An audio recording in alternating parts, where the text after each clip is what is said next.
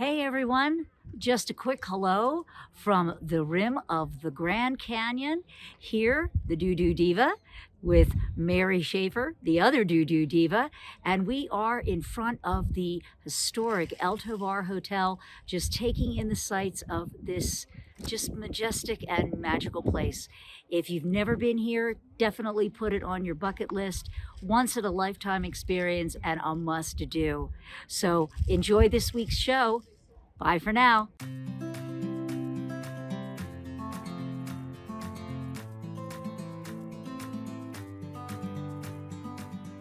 Because what you, the unsung heroes in the wastewater industry, do matters.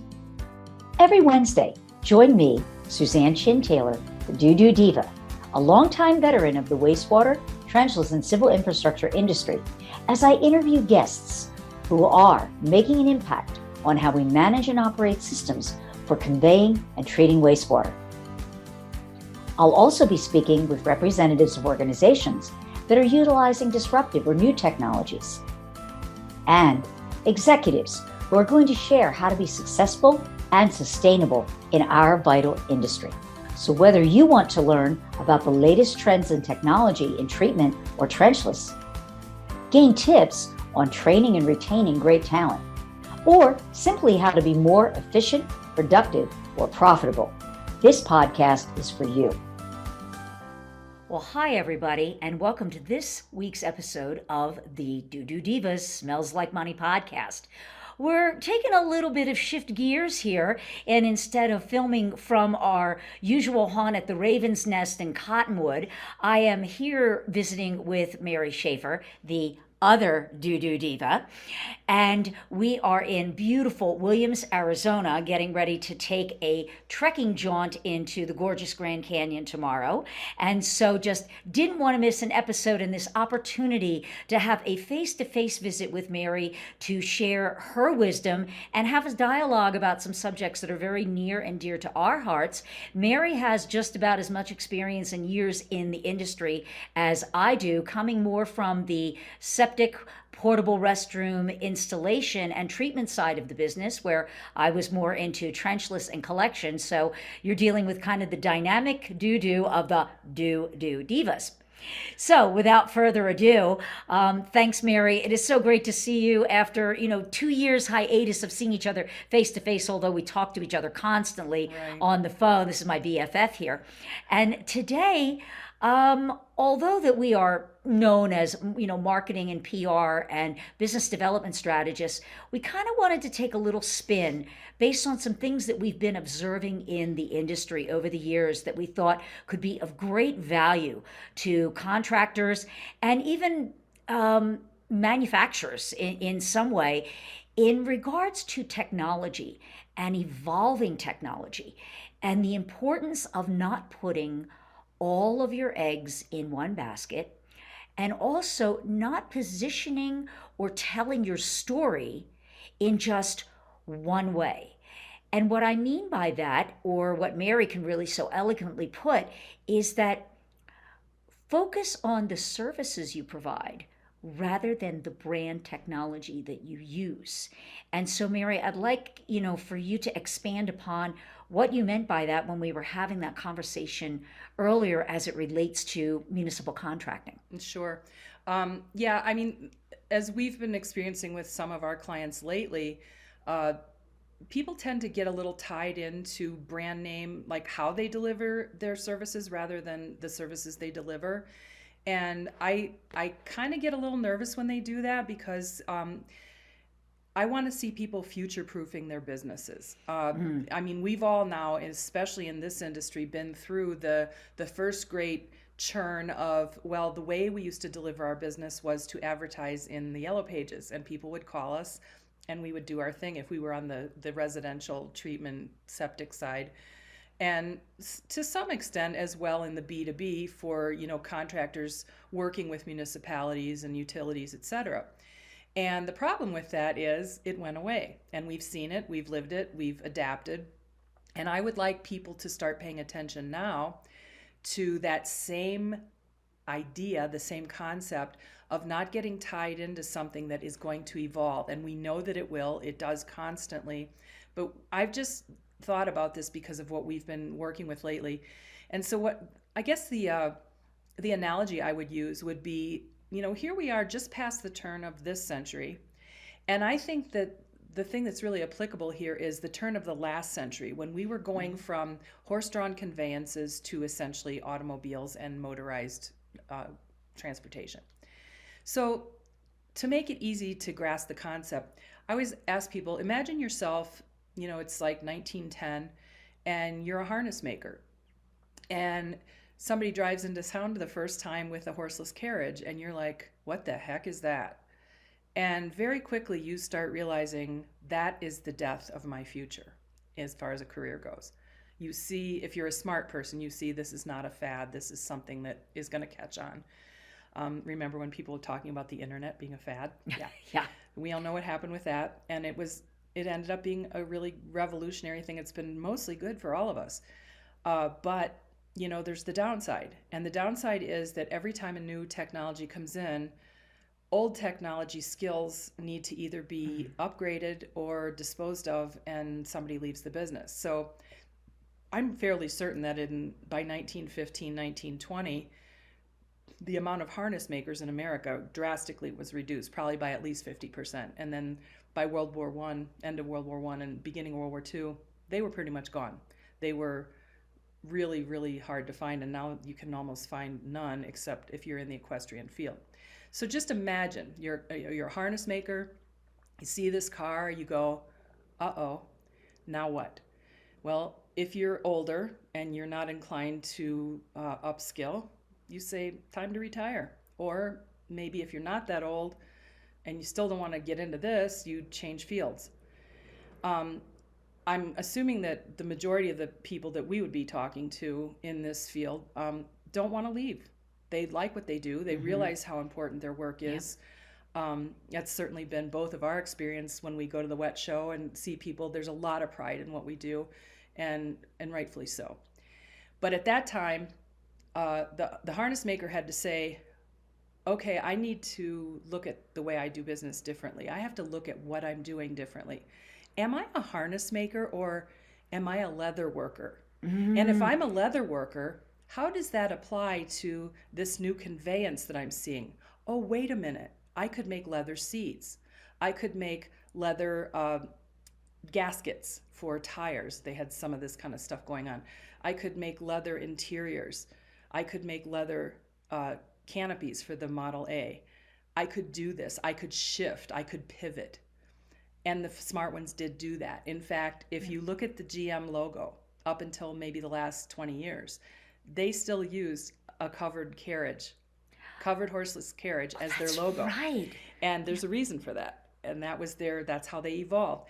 So this harness maker finally realized, I'm a leather worker, but what that is a specialty ancillary field to the transportation industry. I'm in the transportation industry. That is what I do.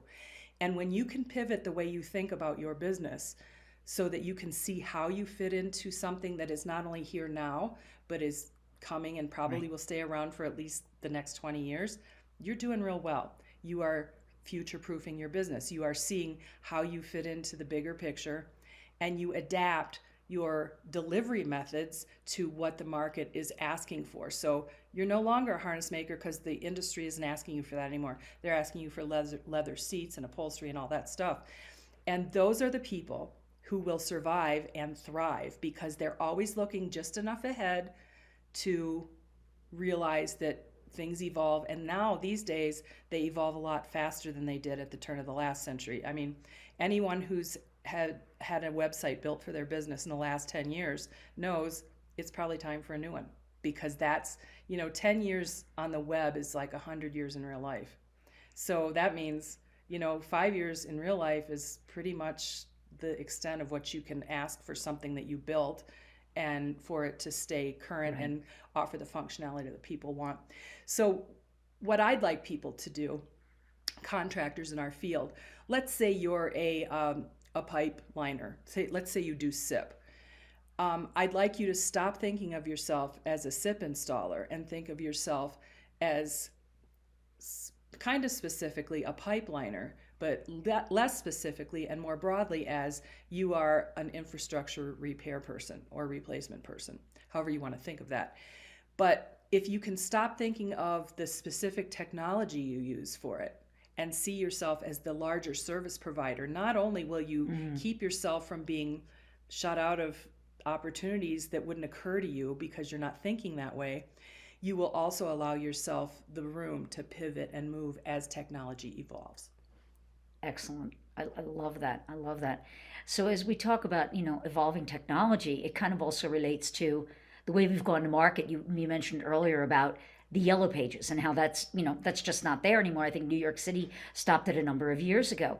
And so there's a lot of folks that are still that old guard, the pencil and the yellow pad. I'm used to the print magazines. I'm used to the face-to-face meetings at trade shows and the guides and whatnot. But COVID showed us that, okay, when trade shows went away for that time that we all had to be separated, oh gosh, how am I going to make sales? And so everybody had to quickly make that shift to a virtual selling environment. And the virtual selling environment is completely different than the face-to-face environment. And a lot of people are struggling to make that shift, or also realizing that what worked even 5 years ago, but now even more 2 years ago, but what worked 5 years ago just isn't working as well as it used to. Right. And they wonder, well, why? Why isn't it working? And it's because the dynamics of how we're all interacting with each other have changed. And they've changed drastically.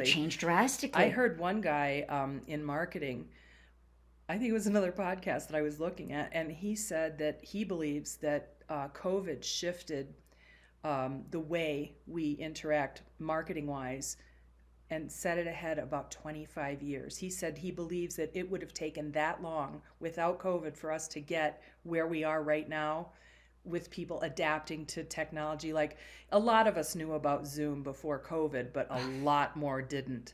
And he believes that it shoved us at least 10 years ahead, and for some people on the fringes of using technology, as far as 25 years ahead.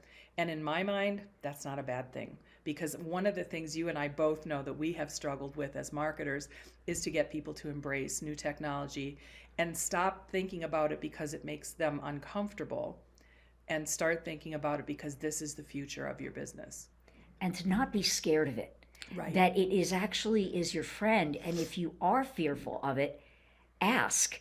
I think that's been the beauty of the virtual world, is that it doesn't take much to go out onto social channels and throw a question out there that, hey, I'm struggling with this. Does anybody out there know?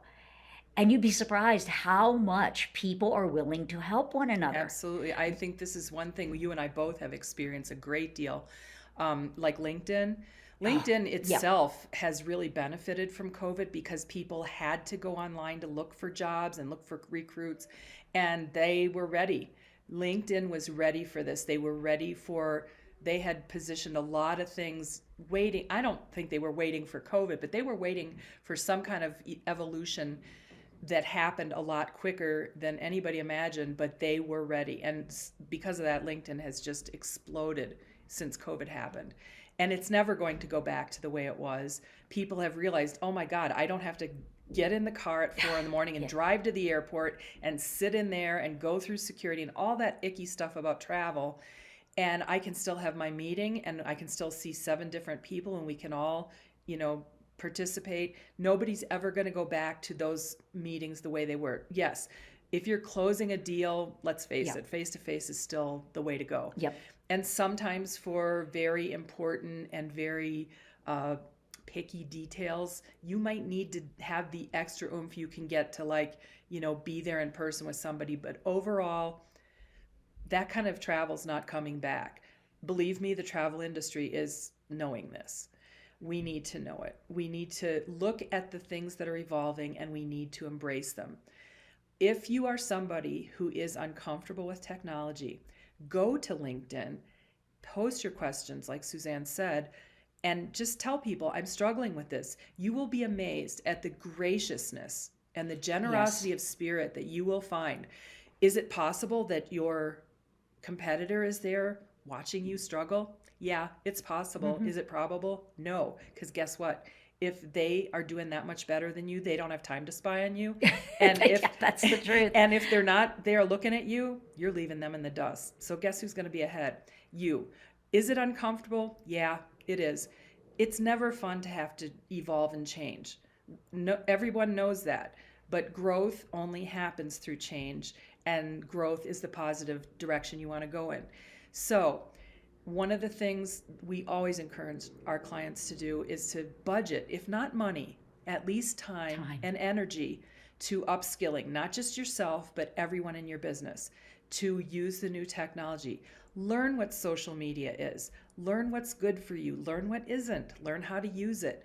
We can help you with that. I mean, there's just all kinds and tons of places you can get this information for free. It does take time, but it doesn't take a lot of time. Google is your friend. Just say how to, and then whatever it is, you will find more entries than you will ever have time to go to. Pick the top 5 and do those. And by the time you're done, you won't be an expert, but you'll know what you're doing. And you will feel confident making decisions about maybe spending some pretty considerable money. I mean, you do it now. You research the technology that you use to do your services. Why not, research technology that it takes you to run your office better, have a more efficient back office function and process and flow, how you do your marketing, whatever. Right. It's all there. And one thing, and I will be the first to admit it, is that I'm busy. I'm running a business. I'm doing creative production work and trying to learn all the things about social media and content and doing it on a consistent basis. It became overwhelming for me. And I'm in this is my business, but it was overwhelming for me as a business owner to take care of my clients, but yet still do the things that I know that I needed to do. It's like the shoemaker's kids have, holes in their shoes, but it's like, how can I realistically and effectively encourage or tell my client to do something that I'm not doing myself? And so when you find yourself in that position, this is something that I hear all the time when I ask people, you need to do this. What's the number one thing holding you back from taking your business to the next level or making these shifts that we were talking about so that you're going to be prepared for the long haul, for the future? What's the biggest thing that you're struggling with? And the number one answer I hear is time. And I just don't know how to do this. I've got the knowledge in my head, but I just don't know how to do it. And I'm just going to give you 2 little letters that can save your life and your sanity. VA. I have one. I have the most wonderful VA in the world. That's virtual assistant. For those who don't know, the VA. If you find a VA, and don't pick the first one that you come, interview lots and lots of VAs until you find the one that has the skills and the ability to do those things that feel overwhelming for you or you don't have the time to do, and also has some deep knowledge of online and digital marketing, so that while you're working with them, as they are taking care of these tasks off your plate, they're also acting as a coach to you to help you feel more comfortable with what's happening in your business online, so that you can get more involved and slip in and do a little bit more of that yourself as time goes on. The power of a VA, I'll tell you, it's not very expensive to find a good VA, and a lot of them can be found overseas. As many of you know, I have an office in Bangalore, India, and my VA is based in Lucknow, India. And I tease him sometimes. I said, Gaurav, you speak better English than I do. You write the Queen's English. He corrects my grammar, on my blog posts and on my entries. So it's kind of funny. So, go search those people out, because they can really help you get to the next level, understand technology, and get comfortable with it, so you don't feel like you're out there alone or scared that, oh, what if I do this wrong? There's someone to help you along the way and make it comfortable. Right. And that's a really good point, because when you have someone who's working with you, first of all, you have to learn to work with them. And in learning to work with them, you are going to learn new technology. And seriously, folks, this isn't that hard. No. Please stop thinking of digital technology as this big scary dragon, because it's not. Everything digital that happens in your computer is a 1 or a 0. That's as complicated as it gets. I love it. It talks to itself with 1s and 0s or yeses and nos. That's the language it understands. So you are smarter than your computer. And it's okay for you to have trepidation about it. It's not okay for you to let it keep you from doing your business the best way you can and making the best money you can for the time you spend doing it. So when you hire a virtual assistant or VA, learn from them. Tell them, look, I don't know how to use this. I need you to teach me. They will be more than happy to do that. You're going to pay for it, but you're going to pay for the same hourly rate you'll pay them to do anything else, which is still way cheap. And as you do this, you are going to find your confidence soaring. Seriously. I mean, learning how to use a new tool, and let's face it, that's all this is. Any digital technology is a new tool. Just like you've always learned to use new tools in the field. And yeah, sometimes they've kicked your butt, but there you are, you're still there. And I dare say you have now survived 100% of your worst days. And this will be the same. It's a new tool. You have to learn it. Stop kicking and screaming. This is the new world. Please accept that this is the new economy.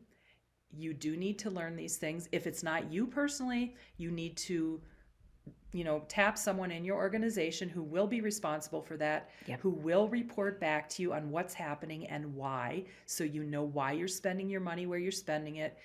Because the reason that you get held back is you don't feel confident making good decisions.